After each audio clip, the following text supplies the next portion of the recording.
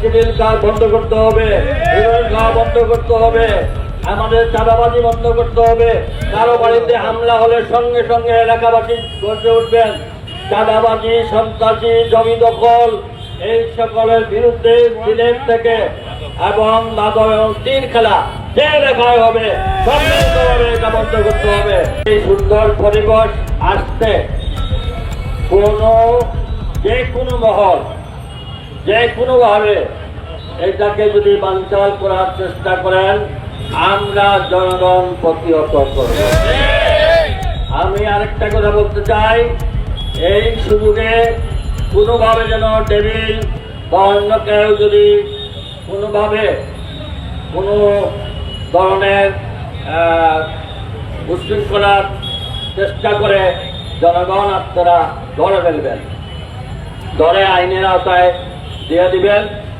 এবং আমরা মনে করি, আমি আহ্বান করব সকলের পক্ষ থেকে, ব্যবসায়ী সমাজ, আমাদের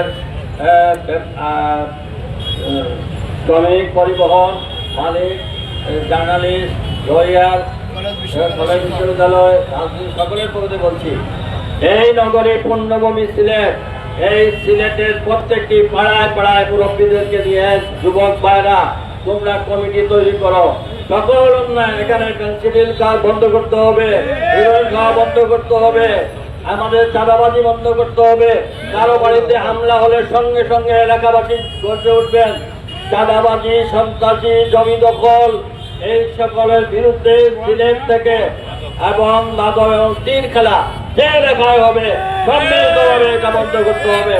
আমরা যদি জনগণ সচেতন হয়ে যাই আর আইন শৃঙ্খলা রক্ষাকারী বাহিনী যদি আমাদের সঙ্গে থাকে, ইনশাআল্লাহ সিলেট হবে বাংলাদেশের অন্যতম পূর্ণ পবিত্র স্থান।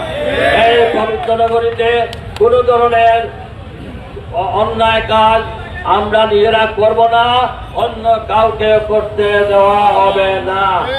আসুন আমরা অল্প কিছুক্ষণের মধ্যেই আমরা আমাদের